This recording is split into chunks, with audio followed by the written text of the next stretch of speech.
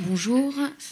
On m'a demandé de vous parler donc aujourd'hui de la complexité de la prise en charge à domicile, en hospitalisation à domicile. Le docteur Fourcade ce matin nous a déjà parlé de la complexité de cette sédation profonde et continue à gérer à domicile, et je pense que mon propos va un peu aller dans le même sens. Peut-être pour resituer, l'hospitalisation à domicile, on est situé donc au CHU de Montpellier. C'est une structure donc de coordination qui garde les infirmiers libéraux, les médecins traitants à domicile et tous les intervenants déjà présents auprès du patient. Et on leur apporte donc une aide dans la prise en charge et dans les traitements.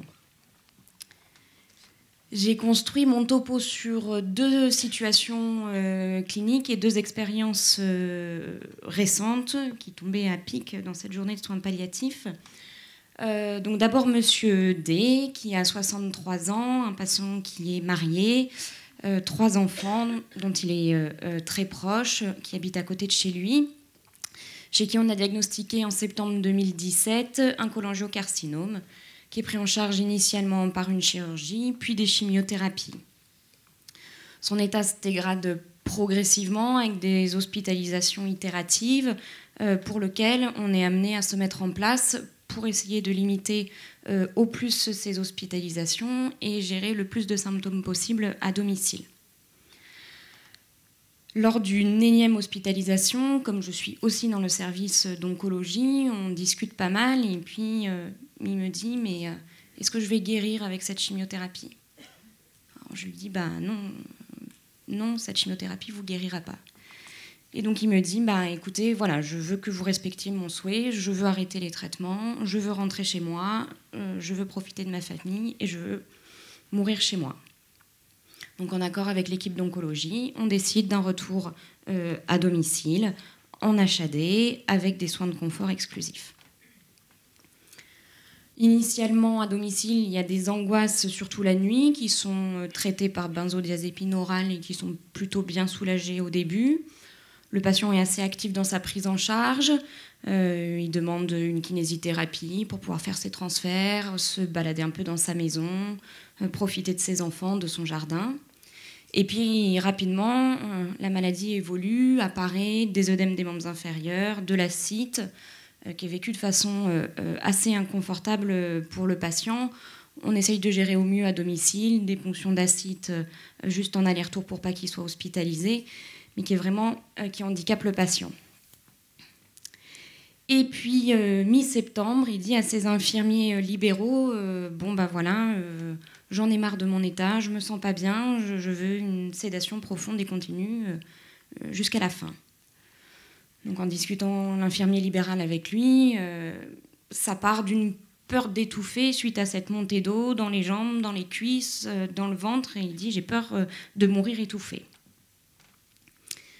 C'est là que l'infirmier libéral se retourne vers nous en disant « comment on peut soulager ce monsieur et est-ce qu'on peut accéder à cette demande de sédation ?» Alors en se renseignant un peu dans les scores qui pouvaient nous aider pour savoir si on pouvait accéder à cette demande, on a vu ce matin dans la loi qu'il faut qu'il y ait un pronostic à quelques heures ou quelques jours, mais on sait tous très bien que c'est difficile de pouvoir répondre à cette question. Donc il y a un score, c'est sur une étude rétrospective canadienne qui a été mise en place pour fournir une indication supplémentaire, juste en complément de l'évaluation clinique et pluriprofessionnelle, qui s'appelle le Palliative Performance Scale. Et donc Monsieur D a un PPS à 30%, puisqu'il est toujours alité, il ne peut plus bouger à cause des œdèmes, il est dépendant pour tout, il mange un petit peu, et par contre il garde un état cognitif correct malgré quelques épisodes de confusion. Dans cette étude, donc rétrospective, ils ont calculé les médianes ou les moyennes de survie en fonction de ces PPS, purement à titre indicatif. Et donc chez Monsieur D, on arrive à une moyenne à 20 jours avec une médiane à 5 jours. Donc se pose pour nous, est-ce que nous sommes dans un pronostic vital engagé à court terme? Est-ce qu'on peut accéder à sa demande? Est-ce que c'est le moment? L'Association européenne de soins palliatifs nous dit quelques heures, quelques jours. Est-ce qu'on en est là? C'était un peu la question. Donc, on va au domicile avec une infirmière de l'HAD pour discuter avec Monsieur D, savoir un peu où est-ce qu'il en est. Monsieur D, hyper serein, très au clair sur son pronostic. J'ai fait tout ce que j'avais à faire, j'ai dit tout ce que j'avais à dire. Toute sa famille est passée un par un pour dire ce qu'il avait à dire. Maintenant, voilà, faut que ça se termine. Donc, on arrive dans ce contexte un peu particulier où la famille et le patient attendent que, on l'endorme et que ça soit fini. Donc il me réitère sa demande, il me dit, s'il vous plaît, voilà, faites ce que je veux, respectez ce que je veux. Il n'a pas de plainte symptomatique particulière, il se plaint d'une angoisse la nuit, il dort quand même pas très bien, et c'est sa plainte principale. Et quand même, quand on creuse, il dit vouloir mourir à la maison, mais il me dit, mais est-ce que ça va pas être trop difficile pour eux ? Je dis, ça, il faut en discuter avec eux. Donc, nous voilà partis pour discuter avec la famille, avoir un peu leur ressenti à eux, donc les 3 enfants, la compagne, qui sont tous d'accord avec cette demande de sédation terminale, très au clair sur le fait que ce patient va mourir bientôt. Mais sa femme, elle me dit, ouais, mais quand même, là, de le voir endormi dans le salon, dans le lit médicalisé, de le voir mort dans le salon, pour moi, c'est compliqué. Donc, on va avec son épouse discuter avec le patient qui, pour lui, il faut faire comme la famille veut. Il est très attaché à sa famille, c'est important pour eux. Donc, en quelques coups de téléphone, on décide de le réhospitaliser en oncologie. Je vais vous raconter un peu ce qui s'est passé en oncologie, parce que ça aurait pu se passer à domicile si on avait accédé à cette demande-là et que M. D était resté à domicile. Donc, on initie un traitement par midazolam en sédation intermittente, notamment la nuit, puisqu'il se plaignait d'angoisse la nuit. Et puis moi, je passe à la visite le matin et il est réveillable. Je le réveille, je dis « Comment ça va ?» Il me dit « Je me sens bien », il me fait un grand sourire. Bon. Son épouse, ravie, voilà, en disant voilà, c'est ces moments-là où il est réveillé, où il est bien, où il a bien dormi, il est moins anxieux, pour moi, c'est des moments bonus. Donc on se pose la question effectivement de cette sédation profonde en se disant ouais, mais il reste quand même des moments agréables. Et puis les jours passant, le discours change un peu et puis chaque matin où il se pseudo-réveille, quand il peut parler, il nous dit mais pourquoi je suis encore réveillé, pourquoi je suis encore là ? Le patient est par ailleurs confortable l'espace de quelques temps et puis un matin, il y a un épisode aigu vécu de façon atroce par l'épouse, d'agitation, de violence, de cris. Heureusement, le patient est en hospitalisation. Il y a un soignant juste à côté qui peut mettre en place des thérapeutiques pour pouvoir soulager rapidement ce patient qui n'est clairement pas confortable. Et puis, avec l'augmentation de ces traitements pour le rendre confortable, il est confortable, il dort. Et son épouse, elle nous dit ouais, mais ça va durer combien de temps ? Parce que là, c'est long, il dort, j'ai plus de communication avec lui, ça vaut pas le coup. Et puis finalement, M. D décédera à 1 semaine de l'introduction des traitements sédatifs. Les questions que nous ont posées ce cas, c'est donc premièrement la difficulté du domicile, de l'image que ça peut laisser à la famille, puisqu'ils vont continuer à vivre dans cette maison, dans ce salon. C'est une demande et un souhait qui est vraiment personnel. Ensuite, je me suis posé la question de savoir si c'était une vraie demande de sédation continue ou si c'était plutôt un signe de détresse psychologique, puisque le lendemain, il m'a dit je me sens bien, avec un grand sourire, alors qu'il n'était pas sédaté. Je n'ai pas la réponse à cette question. Et puis, le problème du temps, qui est déjà difficile, je pense pour ceux qui travaillent à l'hôpital, on entend souvent cette réflexion de « mais c'est long, ça va durer combien de temps ?» Et là, son épouse, elle me dit, au moins, je peux rentrer chez moi, je peux faire autre chose, je peux un peu m'évader, m'aérer la tête. C'est vrai que quand ils sont à domicile, ils sont là tout le temps. Il n'y a pas forcément un soignant à qui on peut le laisser, qui peut intervenir s'il se passe quelque chose. Donc, ils sont, entre guillemets, coincés avec ce patient sédaté à domicile. Et puis, on l'a vu devant l'épisode d'agitation aiguë, à domicile, il n'y a pas de soignant. Même s'il y a une hospitalisation à domicile, je vous le disais, on n'est pas sur place. Donc le temps qu'on arrive, il peut se passer 20 minutes, 30 minutes, 40 minutes en fonction de là où habite le patient. Et puis la famille, elle vit avec ce problème aigu, cette agitation qui a déjà été mal vécue par l'épouse, alors que ça a duré que quelques temps à l'hôpital. Je vais passer à ma deuxième situation clinique. Monsieur P, 61 ans, pas d'enfant, qui est séparé de sa compagne, chez qui il est diagnostiqué en janvier 2018 un adénocarcinome du pancréas d'emblée métastatique, donc déjà en soins palliatifs, chez qui on décide d'initier une chimiothérapie. Et puis après la troisième cure, il fait un épisode septique, il est hospitalisé. Et puis là, il dit non, mais moi, je veux pas de tout ça, là. C'est trop compliqué, je veux plus retourner à l'hôpital, je veux rester chez moi. J'ai bien conscience de ce qui se passe, j'ai bien conscience que je vais mourir si on ne me fait pas de chimiothérapie, mais je ne veux pas vivre ces complications-là. Je veux rentrer chez moi et je veux profiter des dernières semaines. Donc nous, on le rencontre dans ce contexte-là, contexte où il est un peu seul, mais avec sa compagne qui accepte quand même de revenir à domicile pour l'aider dans ces dernières semaines.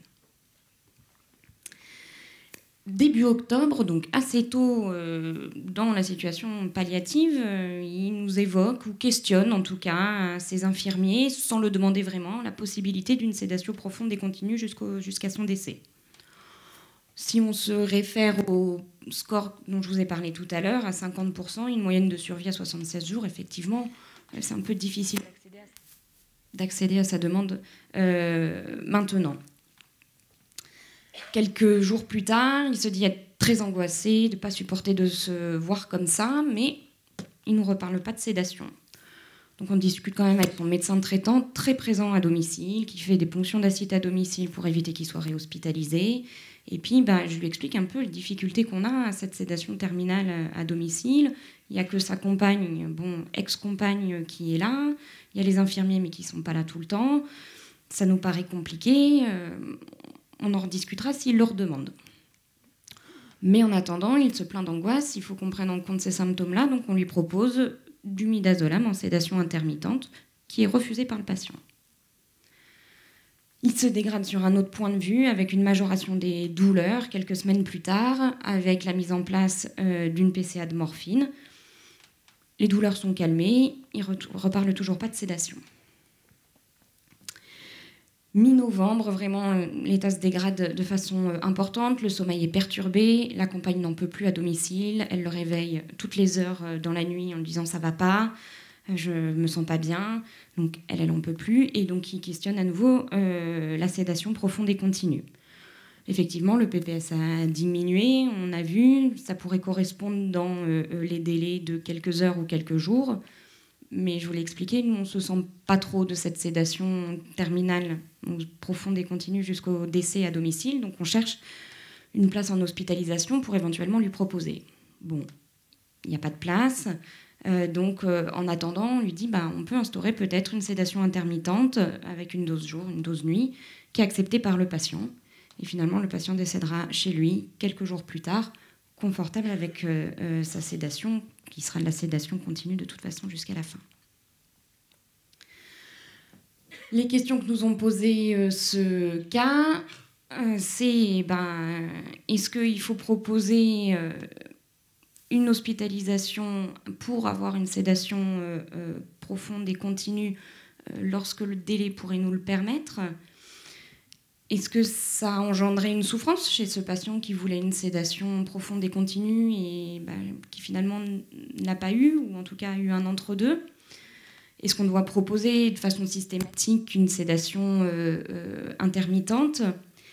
Et est-ce qu'il faut organiser en urgence ? Ces deux patients-là, ils étaient en détresse psychologique, une réunion avec une équipe mobile de soins palliatifs ou avec le réseau, notamment Sphère, avec qui on travaille beaucoup.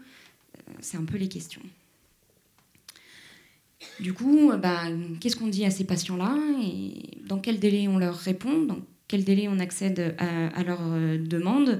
La loi nous dit qu'il faut quand même qu'on ait une procédure collégiale. Donc, Monsieur D, là, le premier, j'arrivais un peu comme le Messie en disant c'est bon, je vais avoir ma sédation, ça va être terminé. Et puis, on lui répond non, il faut qu'on se réunisse, il faut qu'on réfléchisse. Voilà, est-ce qu'il faut l'organiser un peu plus en amont ? Ce sont les questions. Pour conclure, c'est les points que j'ai relevés. Le premier point, ça concerne la sédation profonde et continue en elle-même. Je vous l'ai dit tout à l'heure, est-ce que c'est une souffrance psychique ? physique, qu'on peut régler autrement, permettant des moments un peu bonus, ou est-ce que c'est une vraie demande réfléchie de sédation profonde et continue jusqu'au décès?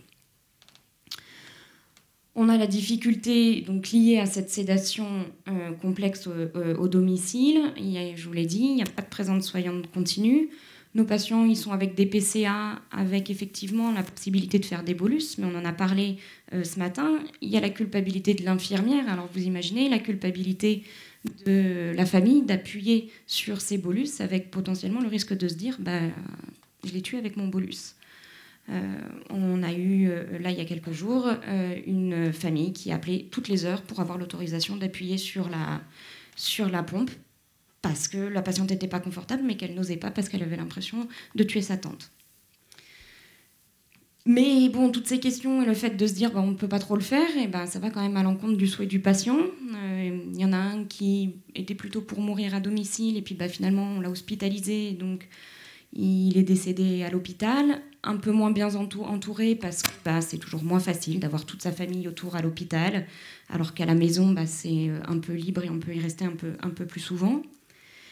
Et puis, notre monsieur P, à qui on a finalement proposé initialement une sédation intermittente qui s'est finie en sédation continue, mais bon, lui, il souhaitait une sédation profonde et continue pour laquelle on n'a pas vraiment accédé à sa demande, malgré un confort pour la fin de vie. Merci de votre attention.